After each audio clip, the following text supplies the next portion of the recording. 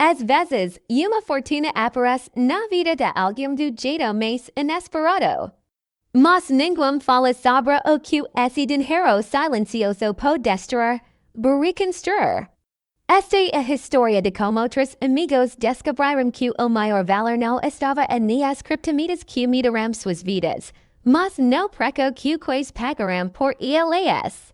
O barulho das ninibus passando na Avenida Paulista misturava-se a vento frio daquela manhã de julho, quando Renato encostou as costas na janela do pequeno apartamento que dividia com a esposa, Clara, ali, no de cima andar.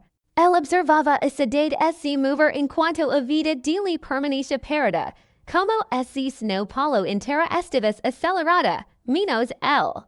Renato tinha 38 anos, dois diplomas que nunca abriram portas e uma pilha de boletos que insistia em crescer.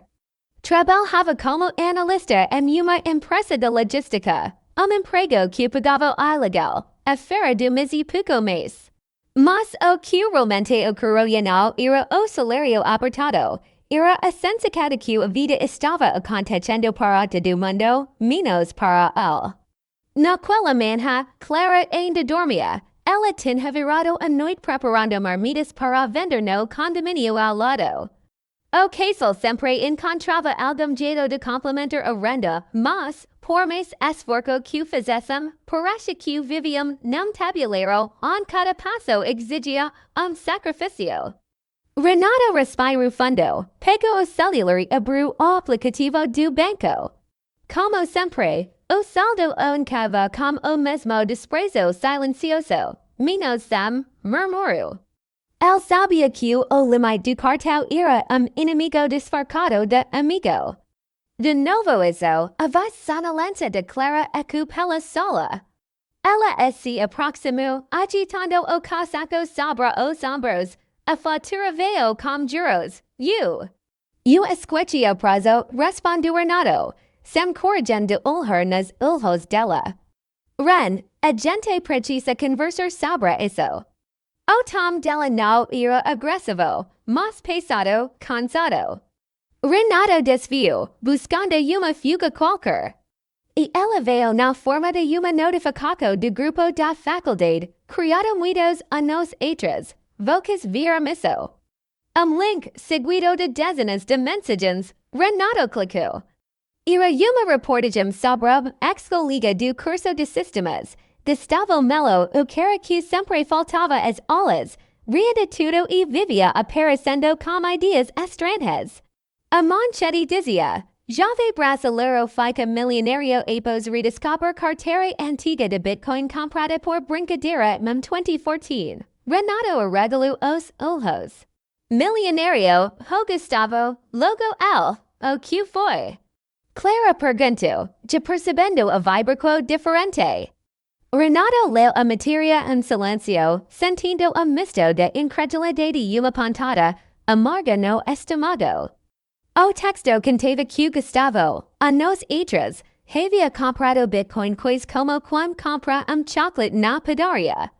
Guardou esqueço, e agora descobria que aqueles poucos reais tinham virado uma pequena fortuna. Renato, Clara tocou seu braço. Ele respirou fundo. Lembra do Gustavo, o da faculdade, aquele que fazia piada de tudo. Intuo, ele ficou rico, muito rico. Isso por comprar Bitcoin sem saber. Clara demorou alguns segundos para processar. Rico, como assim, multiplicou milhares de vezes. Ele esqueceu disso por anos. E agora, olha isso. Ela se sentou ao lado dele, pensativa. A notícia parece fantasiosa, mas era real, publicada por grande portal. Os comentários dos colegas de faculdade iam de espanto arrependimento coletivo. Renato fechou o celular, mas o texto continuava queimando na mente dele. Não era inveja, era algo mais profundo. Era a sensação de que oportunidades haviam passado por ali num sequer percebido. Como se a vida tivesse enviado sem que ele não saber. Clara tentou quebrar o silêncio. Amor, não fica assim como. El respondió, a voz tremula, y eso que parece que yo siempre perco o tempo de das coisas. Y como ese o mundo estaba siempre paso na minha frente. Clara puso a cabeca no hombro dili, a gente ainda tempo. Voca eso está cansado, el quería acreditar. Mas algo dentro dili ese movia uma inquieta que naquele instante parece pequena, mas que logo mudaria tudo. Renato levantou exagu o rosto e foi para o trabalho. No ninibus lotado, o celular vibrava com mais mensagens do grupo. Imagina esse agente tivesse comprado. Eu lembro que falaram disso na aula. Mano que sorte absurda, Renato encarou Attila, sentindo aquel incomodo crescer, sorte. Será que era eso o ninibus avancava entre predios e fixos de pedestre, enquanto a dia esse instalava devagar quase tímida, na cabeca dele. E se ainda huvas algo ali, alguma chance que o não estava vendo. El não sabia, mas aquela man seria o último dia de sua vida comum. E o primeiro de algo muito maior e muito mais perigoso? A tarde caia sobre São Paulo com aquel costumeiro tomo laranjado quando Renato desceu do prédio da empresa. O expediente havia sido arrestado.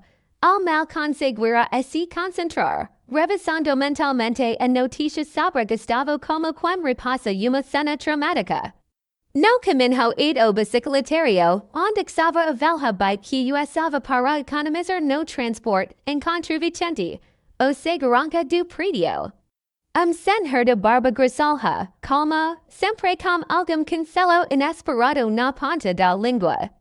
Why, Renato, disse Vicente, percebendo olhar perdida do rapaz. Tá com cara de quem brigou com o mundo. Renato deu meio sorriso, hoje o mundo e que brigou comigo, HM. Vicente encosto esse no balcão, quer falar, vai deixar isso te comer por dentro. Renato respirou fundo e contou a história do Gustavo, do reportagem, da tal carteira esquecida. Quando terminou, Vicente soltou uma risada curta, não de deboche, mas de alguém que reconhece o peso da frustração humana. Rapaz, isso acontece com mais gente do que você imagina. E, mas ninguém perto de mim ficou rico assim, do nada respondeu Renato, irritado consigo mesmo. Parece que todo mundo tem essas chances malucas, menos eu. O segurança cacou a barba, pensativo. Disse eu te contra uma coisa, esse inclinou pouco. Em 2011, eu sobrinho apareceu falando dessa tal moeda digital. Eu achei que era golpe, falei para não meter dinheiro nisso.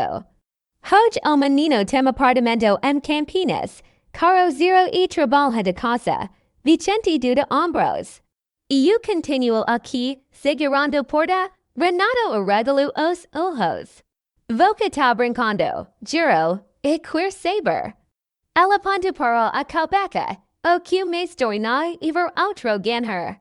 E saber que você poderia ter feito diferente, mas não fez. Aquelas palavras assertaram Renato como muro invisível. Vicente percebeu e completou. Mas pensa comigo, esse você descobriu de uma oportunidade assim. Você teria coragem de arriscar. Renato ficou imóvel. A pergunta ecoou dentro dele como uma forca quase cruel. Coragem, não sabia responder. Vicente bateu em seu ombro, foi para casa, mas, why? Não levar essa nuvem na cabeça não. Às vezes a vida tá esperando a gente esse mixer. Renato agradeceu e pedalou 8 metros. Era trajeto curto, mas naquele dia pareceu uma travessia. Quando chegou em casa, Clara estava terminando de embalar algumas marmitas. Amor, o que você quer jantar? Pergunta sempre virar assim. Qualquer coisa serve, respondeu el mecânico. Clara assim voltou, percebendo olhar distante. Ren, você tá estranho, aconteceu alguma coisa no trabalho. El hesitou, depois se sentou em mesa. Eu fique pensando. E esse ainda existir alguma oportunidade como aquela. Não igual claro, mas alguma coisa que ainda dá tempo. Alguma coisa que a gente não está enxergando. Clarifico as mas no pano e esse aproximo. Voca queer investor em Bitcoin, Renato Engolho Seco, não sei. Talvez seja tarde demais, mas eu sinto que tem algo aí. Não sei explicar. Claro o analiso por alguns segundos, como aquel olhar de quem tenta separar impulso de intuica, amor. Eu não quero que voca esse machuque mais, diz ela, bexing ho. Voca já esse cobra de me, assumi por mim que, seja o que for. Voca não vai esse jogar de calbeca sem entender. Ela sentiu, mas a inquieta que eu não passava. Mais tarde, depois que Clara dormiu, Renato acendeu o computador velo que levava minutos para o ligar. Entre foros, videos, notícias, a cada clique, o assunto ficava mais complicado. Carteiras digitais, chaves privadas, corretoras, blockchain, volatilidade. Mas também descobriu algo que acende uma fagulha. Havia pessoas comuns, gente como ele, que ainda acreditava que o mercado tinha espaço para quem aprendia. Renato leu os olhos arderam, e intuo encontrou comentário perdido num fórum brasileiro. Muita gente ficou rica sem saber. É só por cumprir esqueço. Mas o inverso também existe. Gente que encontrou carteiras antigas, arquivos esquecidos, pendrives.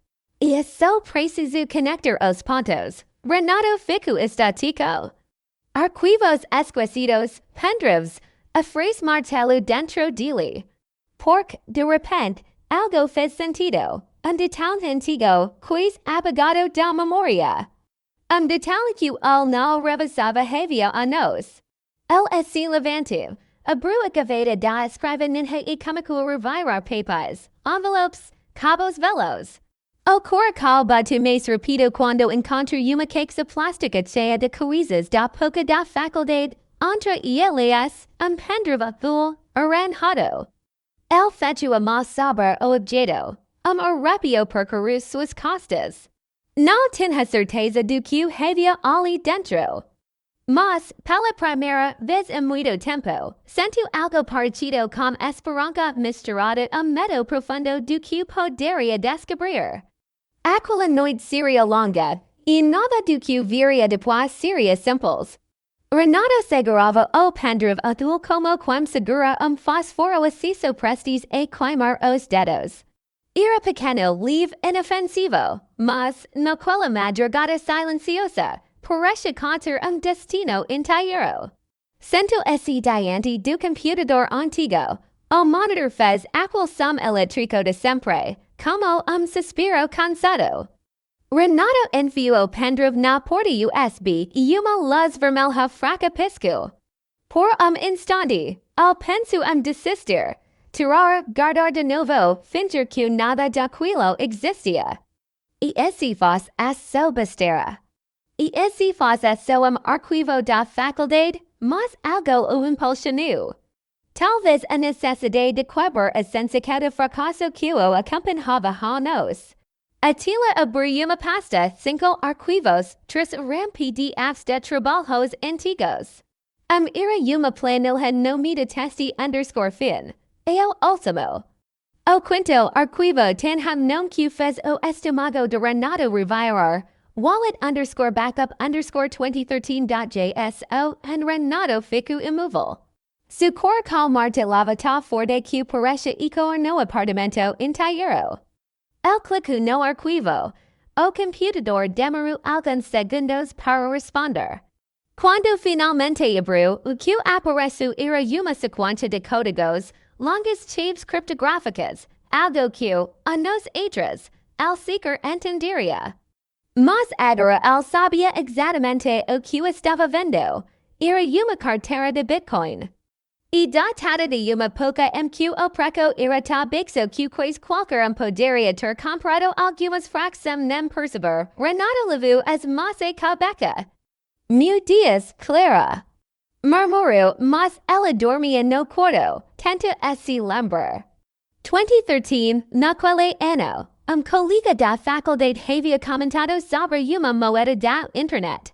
Renato lembrava vagamente de ter baixado aplicativo experimental para trabalho optional de segurança digital e de ter recebido algumas fracas de Bitcoin como teste numa plataforma que não existe mais.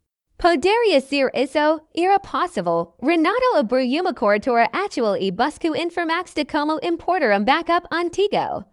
Os tutoriais alertavam sobre erros, riscos, cenas perdidas. E foi quando ele se deu conta do maior problema, ele precisava da senha. Renato fechou os olhos e tentou se lembrar, mas tudo parecia nebuloso demais.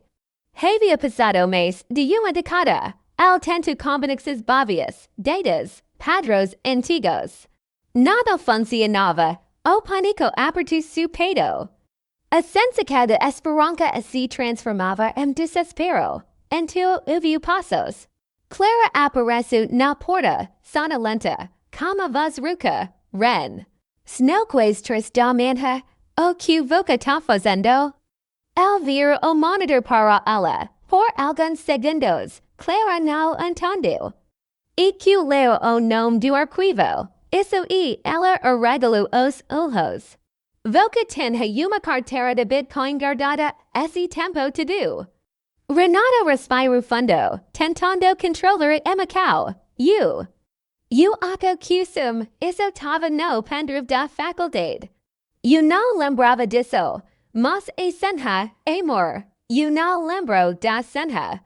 Clara se aproximou devagar, como quando pisa num terreno sagrado e perigoso ao mesmo tempo.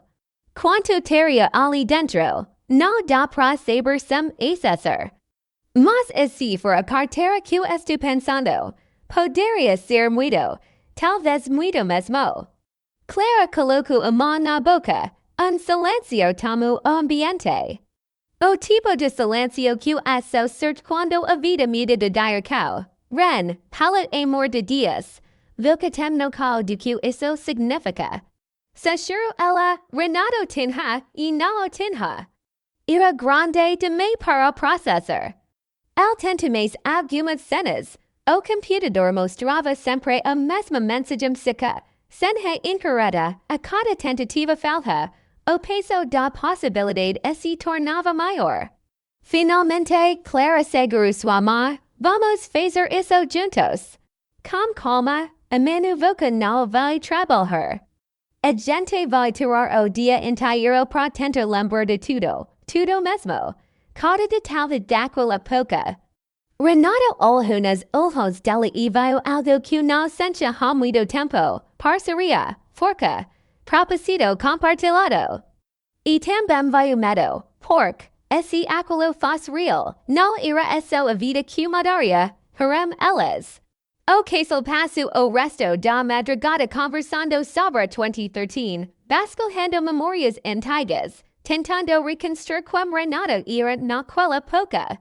E foi ao amanhecer, de como o sol entrando tímido pelas frestas da cortina, que Clara perguntou, Ren. Você lembra de uma cena que você usou no TCC? Aquela que você repete para tudo por uns meses, Renato congelou. Porque lembrança, intuo enterrado, volta como raio. Uma frase em inglês meio boba que ele usava como motivaca na pouca. Ele digitou devagar, respirando fundo a cada letra. Clara apertou sua mão. Renato pressionou enter, aquele processo por alguns segundos eternos. E então, miro apareceu, saldo. Saldo que fez o escapar das palmas de Renato e fez Clara levar as mãos ao rosto.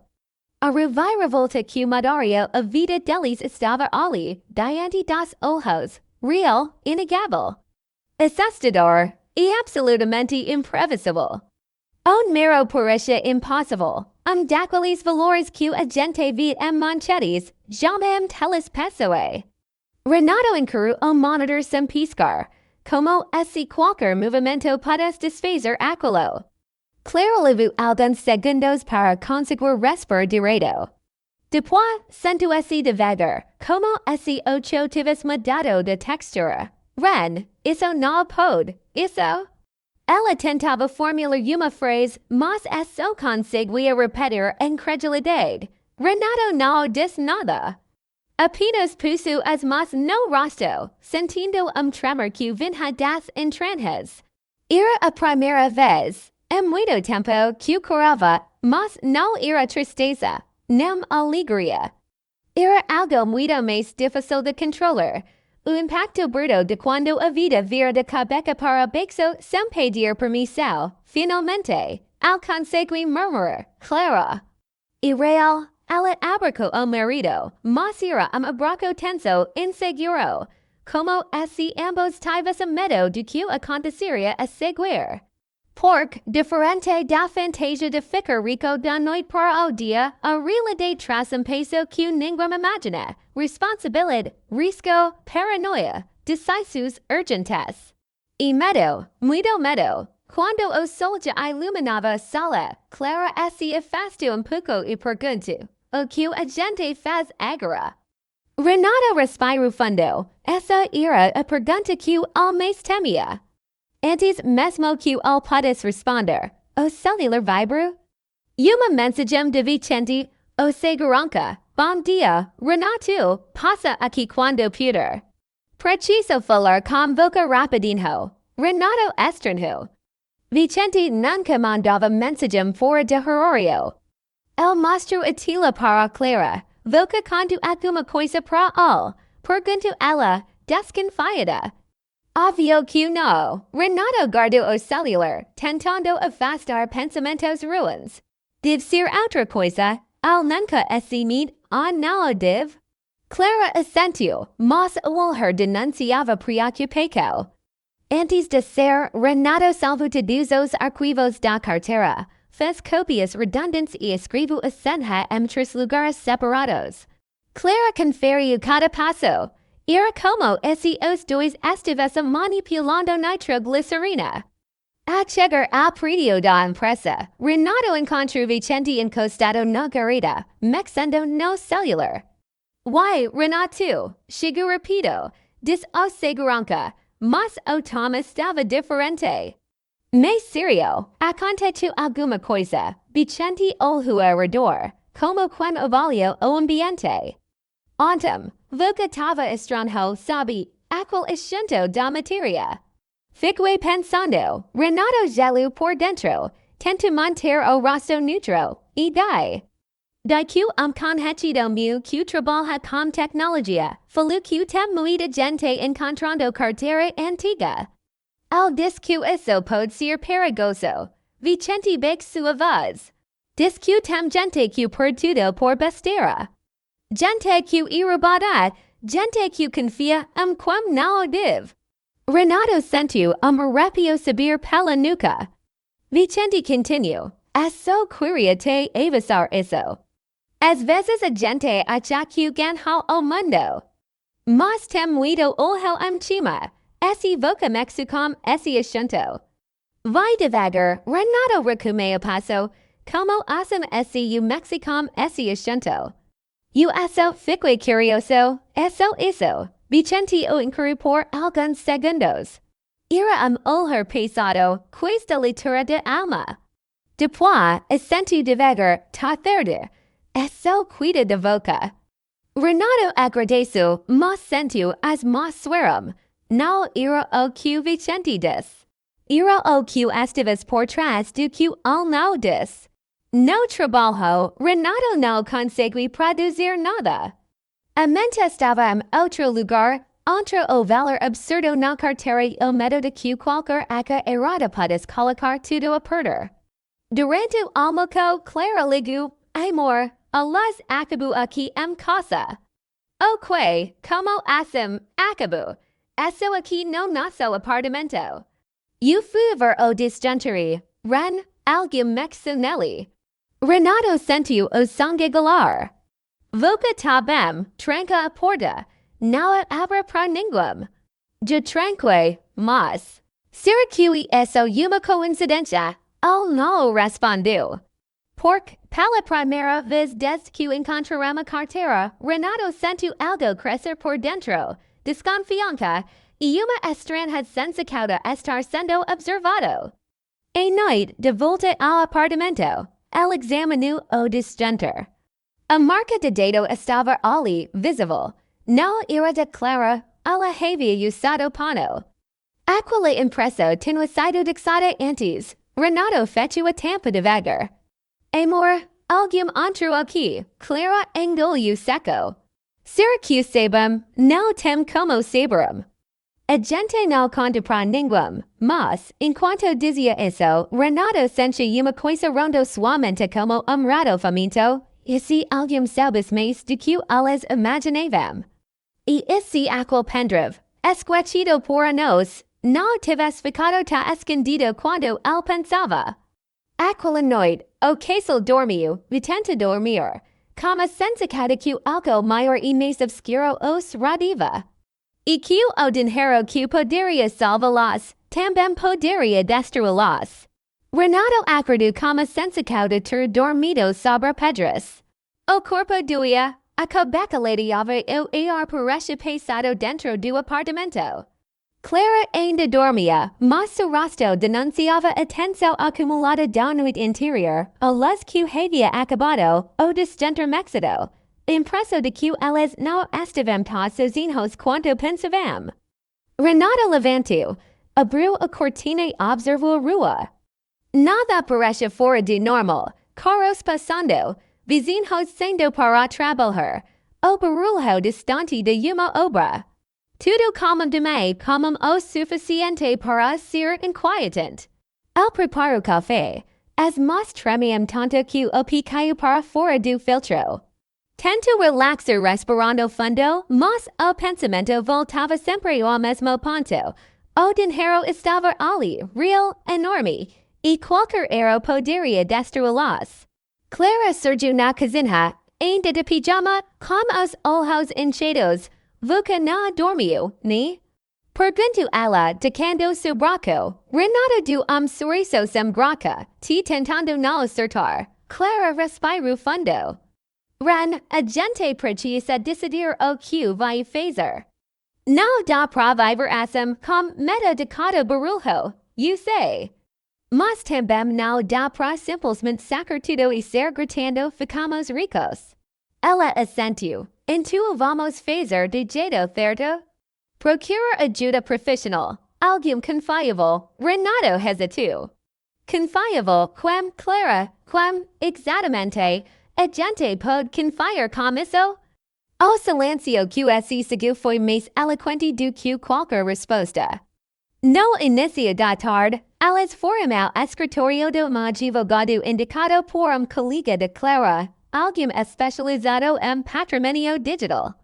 Homem serio meticuloso, com aqueles redondos e olhar clínico.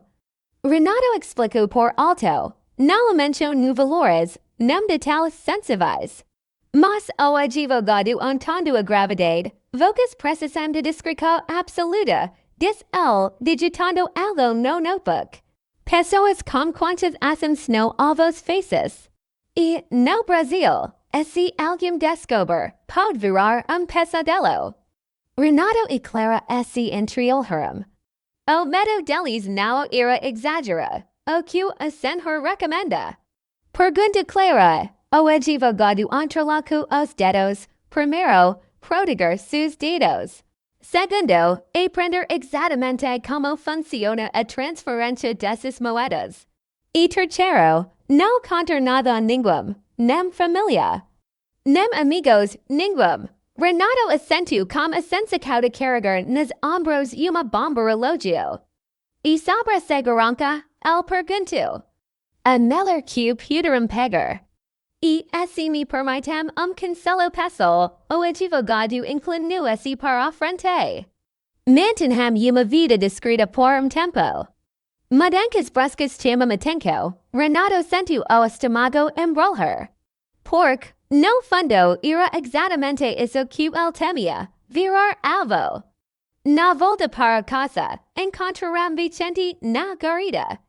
El estaba mais calado que o normal, mas abriu sorriso quando vi Renato.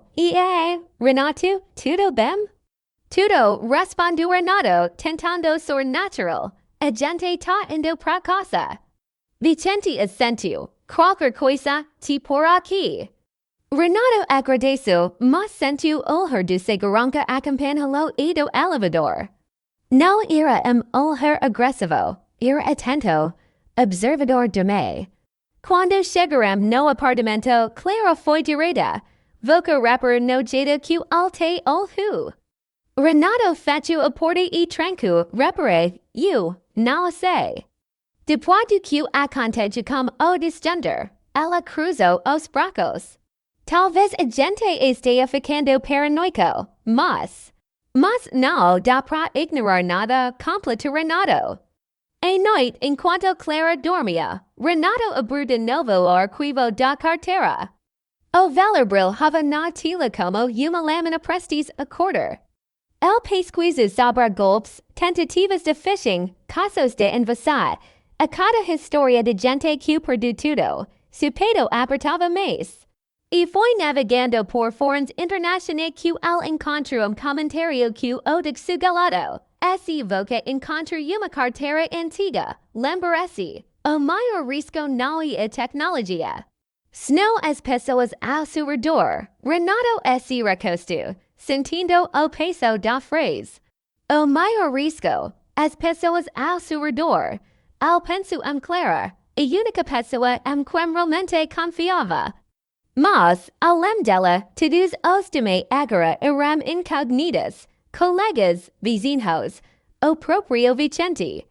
E naquele momento, a campainha tocou. Ding-dong, Renato e Clara se entreolharam, ambos congelados. Era tarde, muito tarde, a campainha tocou de novo.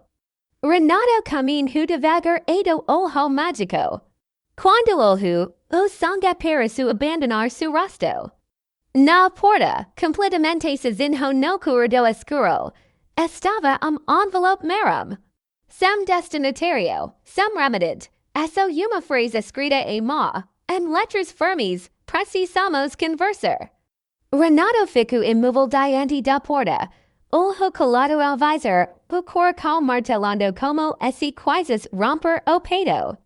O envelope estava ali quieto, quase insignificant. Mas havia algo de profundamente imitador nele. A frase escrita a caneta precisamos conversar, parece respirar dentro do corredor. Clara aproximou-se devagar como se chorou. Ninguém, esse envelope, alguém tocou a campainha. Tocou 2 vezes, Clara levou a boca. Meu Deus, Renato respirou fundo, buscando coragem num lugar que ele não sabia se ainda existia. O pegar, não, Clara segurou o braço dele. E se for alguma coisa perigosa? E se tiver, sei lá, alguma amiga, Renato pensou por alguns segundos.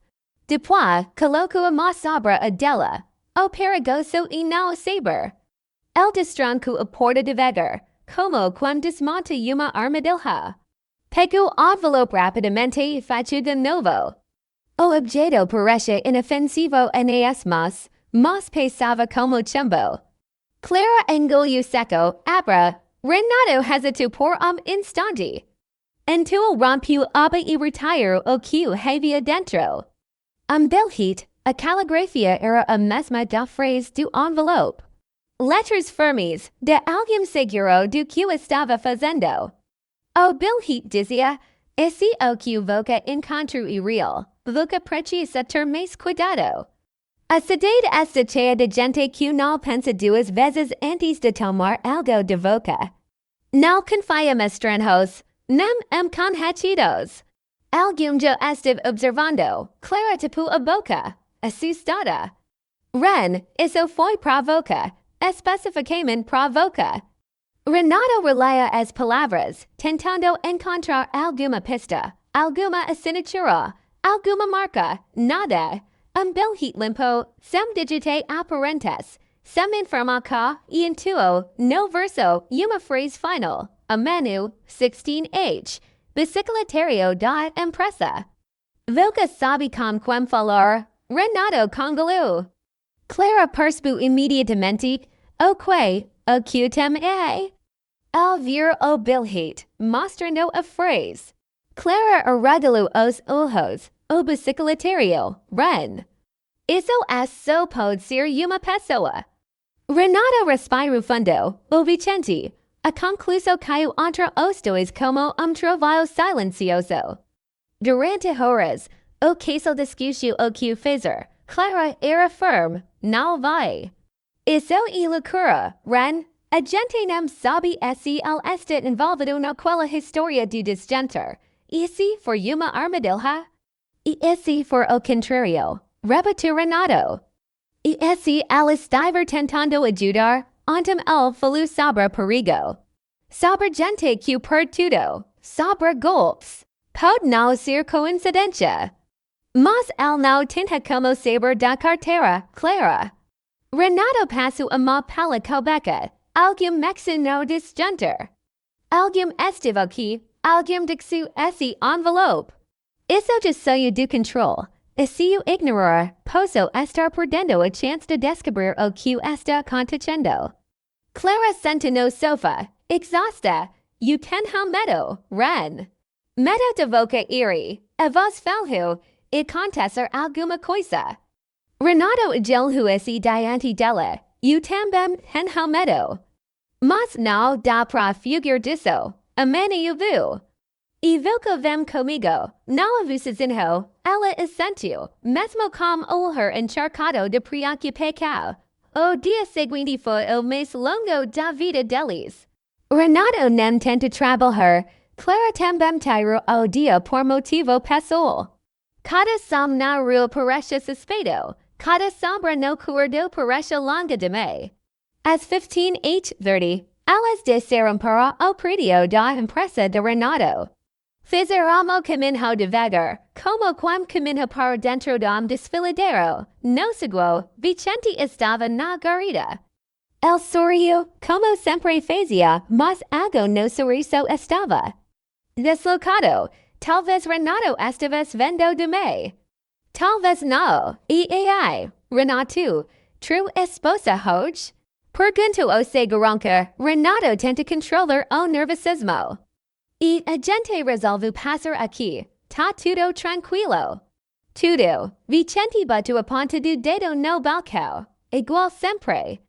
Renato percebeu detalhe sutil. Vicente não tirava os olhos dele. Não como simpatia habitual, mas como tensão surgica. A gente vai lá no bicicletario, disse Renato.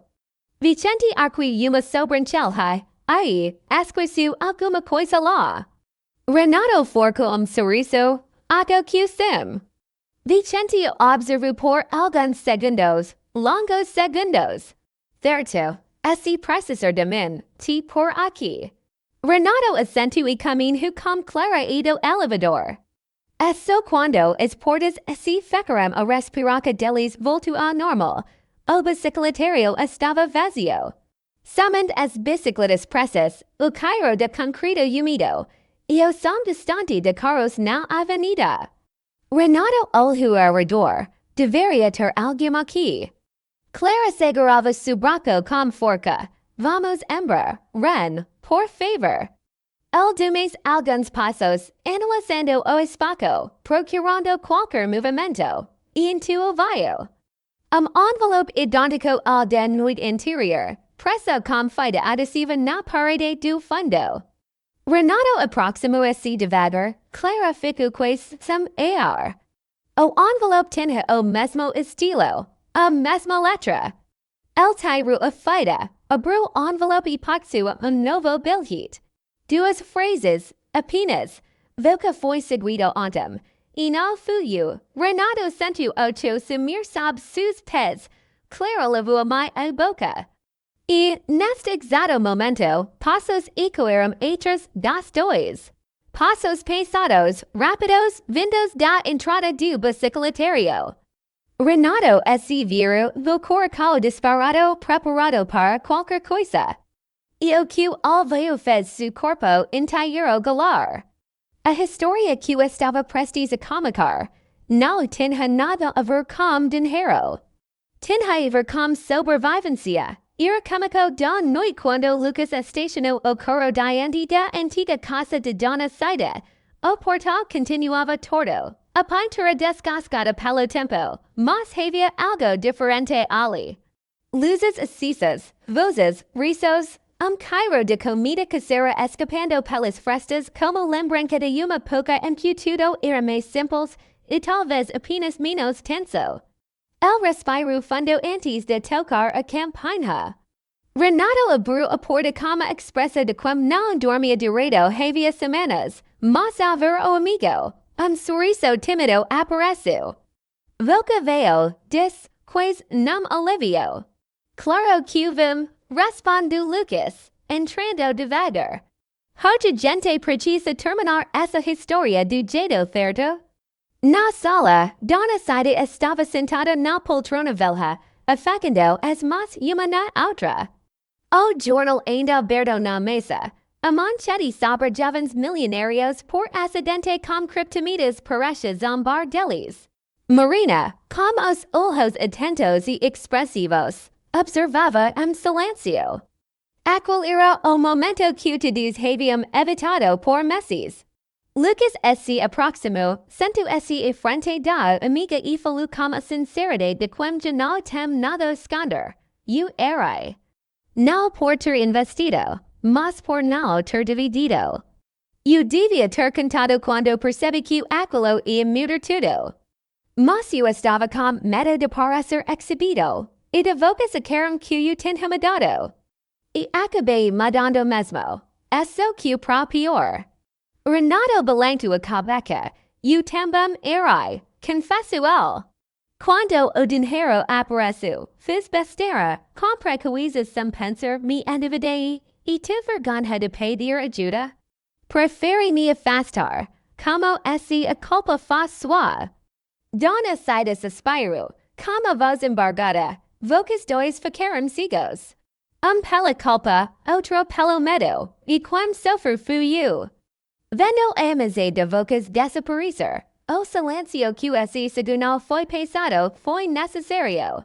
Como esse todos precisassem, pela primeira vez, encarar o vazio que a ganância invisível tinha cavado entre eles. Marina intuiu tomou a palavra com gentileza. O que vocês viu fazer agora é o que vai determinar esse dinheiro destrói reconstrói. Vocês ainda têm escolha? Sempre tiveram. Renato olhou para Lucas com mais firmeza agora. Eu quero recomeçar, mas não posso fazer isso sozinho. Lucas se levantou, estendeu a mão, sem hesitar. Vamos juntos. Como era antes, isso que agora mais conscientes. A gente cresceu, aprendeu, do pior jeito, mas aprendeu. O aperto de mão foi longo, quase pedido de desculpas silencioso entre duas vidas que tinham sido arrancadas da roda original e jogadas num mar de possibilidades perigosas. Marina arrastou uma cadeira junto a os dois. A gente pode criar fundo comunitário. Nada mirabolante. Algo que ajude o barro, que ajude outras pessoas e não se perderão como vocês se perderão. Lucas sorriu, surpreso. Isso faz sentido. Faz muito sentido. Renato respirou fundo. Eu topo, de verdade. Se para fazer algo bom, intuo que seja agora.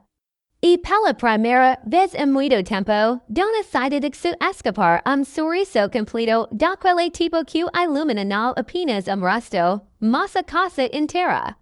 Os quatro passaram a noite conversando, não sobre dinheiro, investimentos e gráficos instáveis, mas sobre sonhos antigos, sobre a infância no barro, sobre a sensação de perder pessoas importantes por causa de coisas que nunca deveriam ter tido tanto peso.